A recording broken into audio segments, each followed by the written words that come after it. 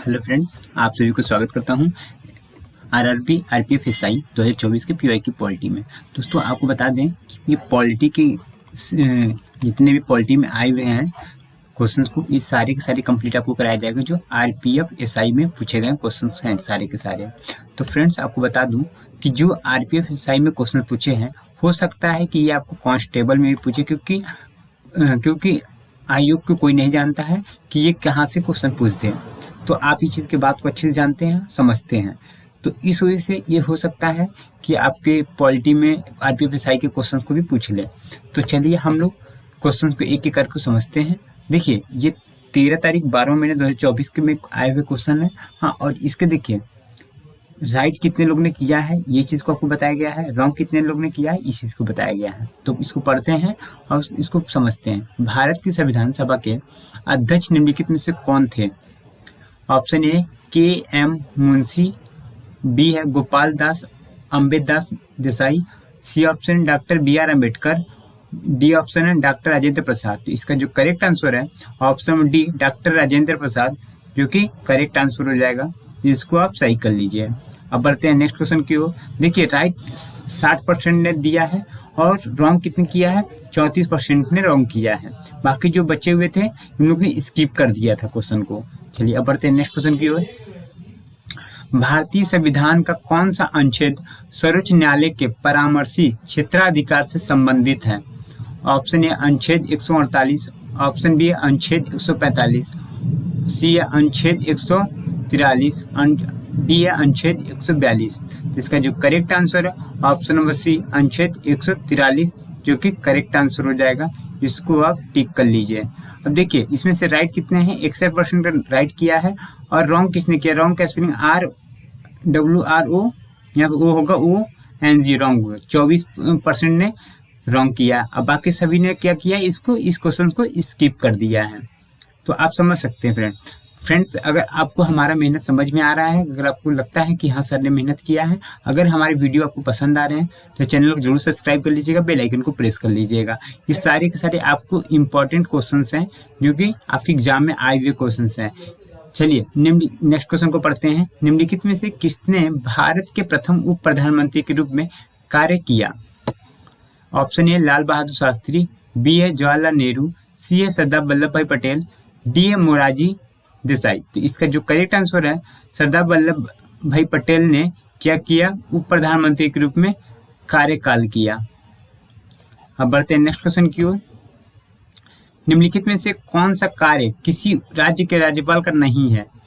ए है मुख्यमंत्री की नियुक्ति, बी है राज्य विधान परिषद के सदस्यों को मनोनयन, सी है राज्य विधानमंडल द्वारा पारित विधेयकों को स्वीकृति देना, डी है जिला कलेक्टर की नियुक्ति। तो इसका जो करेक्ट आंसर हो जाएगा डी, जो कि राइट आंसर हो जाएगा। इसको आप टिक कर लीजिए। अब बढ़ते हैं नेक्स्ट क्वेश्चन की ओर।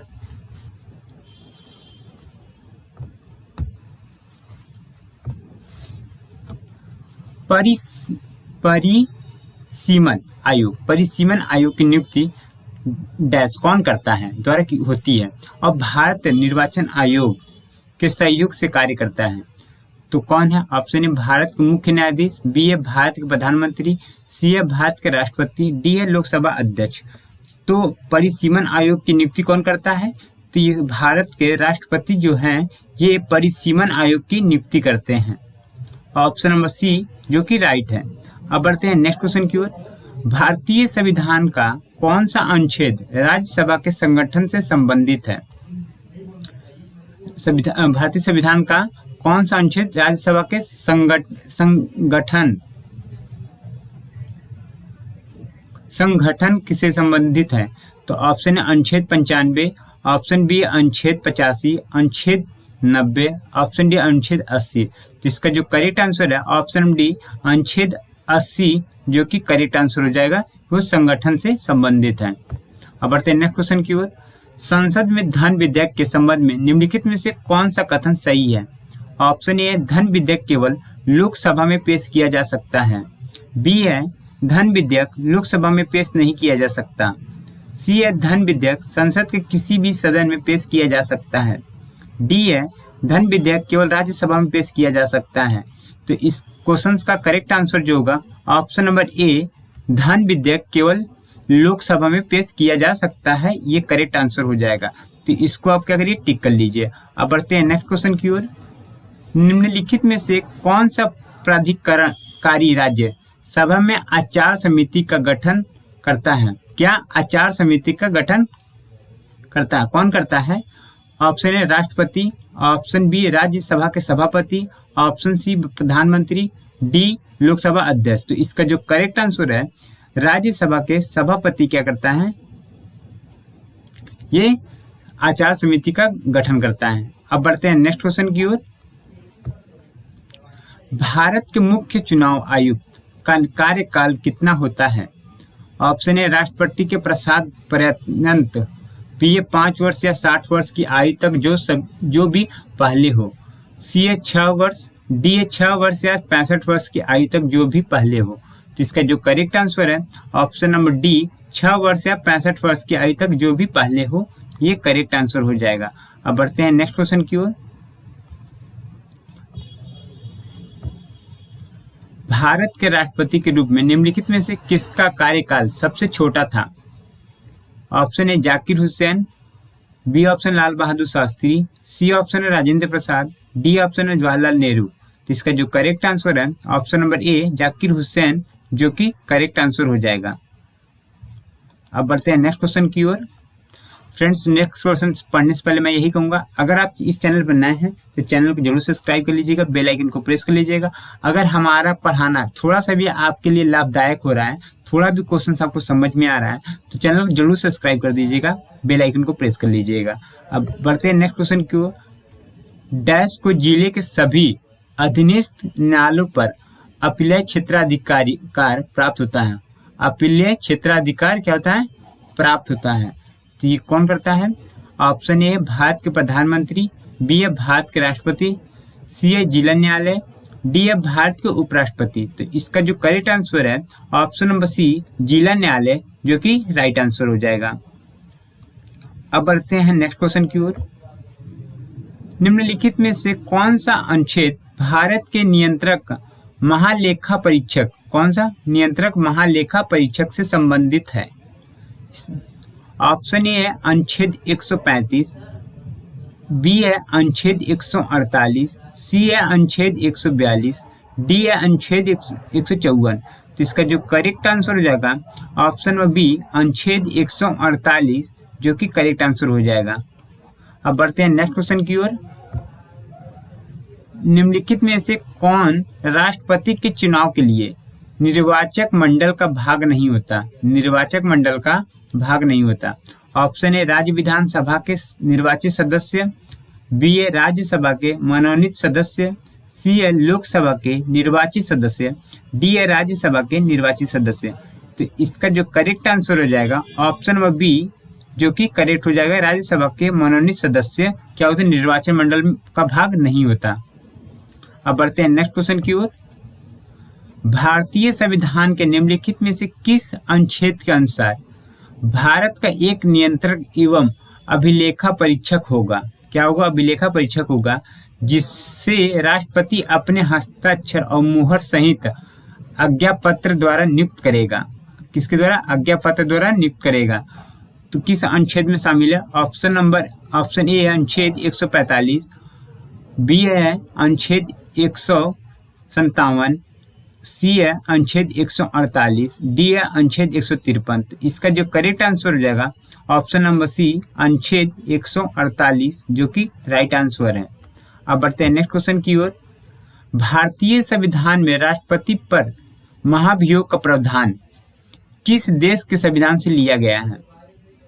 ऑप्शन ए कनाडा, बी है संयुक्त राज्य अमेरिका, सी है फ्रांस, डी है ब्रिटेन। तो इसका जो करेक्ट आंसर हो जाएगा ऑप्शन नंबर बी संयुक्त राज्य अमेरिका, जो कि करेक्ट आंसर हो जाएगा। इसको आप टिक कर लीजिए। तो फ्रेंड्स, अगर आप इस चैनल पर नए हैं तो चैनल को सब्सक्राइब कर लीजिएगा, बेल आइकन को प्रेस कर लीजिएगा। अगर हमारा पढ़ाना अच्छा लगता है, थोड़ा सा भी आपको हेल्प मिला हो, तो फ्रेंड जरूर सब्सक्राइब कर लीजिएगा और लाइक कर दीजिएगा। अब बढ़ते हैं नेक्स्ट क्वेश्चन की ओर। निम्नलिखित में से किस संशोधन द्वारा भारतीय संविधान में 11वां मौलिक कर्तव्य जोड़ा गया है? ऑप्शन ए 84वें संशोधन, बी है 86वें संशोधन, सी है 72वें संशोधन, डी है 80वें संशोधन। तो इसका जो करेक्ट आंसर है ऑप्शन नंबर बी 86वें संशोधन द्वारा जोड़ा गया। अब बढ़ते हैं नेक्स्ट क्वेश्चन की ओर। भारतीय संविधान के भाग 4A मौलिक कर्तव्य में निम्नलिखित में से कौन सा प्रावधान नहीं है? ऑप्शन है राष्ट्रीय ध्वज का सम्मान करना, बी है हमारी समग्र सांस्कृतिक समृद्ध विरासत को संरक्षित करना, सी है भारत के सभी लोगों के बीच भाईचारे की भावना को बढ़ावा देना, डी है अपने माता पिता और शिक्षकों का सम्मान करना। तो इसका जो करेक्ट आंसर है ऑप्शन नंबर डी अपने माता पिता और शिक्षकों का सम्मान करना, जो कि करेक्ट आंसर हो जाएगा। अब बढ़ते हैं नेक्स्ट क्वेश्चन की ओर। निम्नलिखित में से कौन सा भारतीय संविधान में निहित मौलिक कर्तव्यों में शामिल नहीं है? किसमें शामिल नहीं है? मौलिक कर्तव्यों में शामिल नहीं है। ऑप्शन है देश के समग्र सांस्कृतिक समृद्ध विरासत को महत्व देना और संरक्षित करना, बी है करों का भुगतान करना, सी है स्वतंत्रता के लिए राष्ट्रीय आंदोलन को प्रेरित करने वाले उच्च आदर्शों को संजोना और उनका पालन करना, बी डी है सार्वजनिक संपत्ति को सुरक्षित रखना और हिंसा से दूर रखना। तो इसका जो करेक्ट आंसर है ऑप्शन बी करों का भुगतान करना, जो कि करेक्ट आंसर है। अब बढ़ते हैं नेक्स्ट क्वेश्चन की ओर। किस संघीय देश में संघीय मामलों से संबंधित विवादों का समाधान किसके द्वारा किया जाता है? ऑप्शन है संघ सरकार द्वारा, बी है निचले न्यायालय द्वारा, सी है उच्च न्यायालय द्वारा, डी है सर्वोच्च न्यायालय द्वारा, यानी कि सुप्रीम कोर्ट। तो इसका जो करेक्ट आंसर है ऑप्शन नंबर डी सर्वोच्च न्यायालय द्वारा किया जाता है। अब बढ़ते हैं नेक्स्ट क्वेश्चन की ओर। निम्नलिखित में से भारत सरकार का सर्वोच्च विधि अधिकारी कौन होता है? ऑप्शन है भारत का मुख्य न्यायाधीश, बी है भारत का महान्यायवादी, सी है उच्च न्यायालय का न्यायाधीश, डी है सर्वोच्च न्यायालय के न्यायाधीश। तो इसका जो करेक्ट आंसर है बी ऑप्शन भारत का महान्यायवादी, जो कि राइट आंसर हो जाएगा। अब बढ़ते हैं फ्रेंड अब नेक्स्ट वीडियो के लिए। तब तक के लिए जय हिंद दोस्तों। अगर आप इस चैनल पर नए हैं फ्रेंड्स, चैनल को सब्सक्राइब कर लीजिएगा, बेल आइकन को प्रेस कर लीजिएगा, ताकि आपको सारे के सारे नोटिफिकेशन आपको आपके मोबाइल पे मिलता रहेगा। फ्रेंड्स जैसे अभी हम लोग आरपीएफ एसआई के जो क्वेश्चंस आए हुए हैं वो हम लोग सब्जेक्ट वाइज पढ़ रहे हैं, उसी तरीके से आपका ये पॉलिटी कंप्लीट होने के बाद जितने भी सब्जेक्ट हैं सभी के सभी सब्जेक्ट को आपको इस पर कराया जाएगा, जो कि आपके इस कांस्टेबल में पूछा जाए क्वेश्चन को, उसको भी आप लोग सही से कर सकें जो कांस्टेबल का एग्जाम होगा। तो फ्रेंड्स अब मिलते हैं हम लोग नेक्स्ट वीडियो के लिए। तब तक के लिए धन्यवाद। वीडियो को जरूर शेयर कर दीजिएगा, लाइक कर दीजिएगा, सब्सक्राइब कर दीजिएगा, कमेंट जरूर करिएगा। धन्यवाद फ्रेंड्स।